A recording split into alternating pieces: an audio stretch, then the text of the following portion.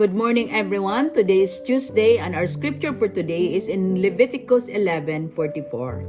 I am the Lord your God. Consecrate yourselves and be holy, because I am holy. Do not make yourselves unclean by any creature that moves about on the ground. Be holy, because I am holy. This is not just a command, it is an invitation into God's nature. Holiness is often misunderstood as perfection, but it is really about belonging fully to God. It means being set apart, choosing God's ways over the patterns of this world.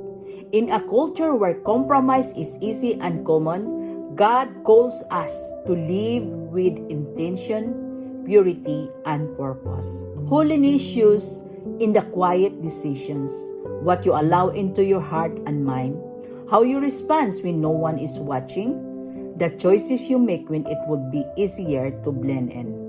To be holy is to reflect God's character, His love, His truth, His righteousness. It is not about striving in your own strength, but surrendering daily and allowing God to transform us from the inside out. You don't become holy overnight. It is a daily work, a continual yes to God. So let us pray for today. Father in heaven, you are holy and you have called us to be set apart for you. Search our heart, Lord, and reveal anything that does not reflect to your nature. Cleanse us from every hidden sin, every wrong desire, and every compromise. Renew our mind that we may think according to your truth and not the pattern of this world. Give us the strength to choose what is right, even when it is difficult. Lord, help us to live in a life that honors you in our thoughts, in our words, and in our actions. Teach us to walk in holiness daily, not in our own strength, but through your grace.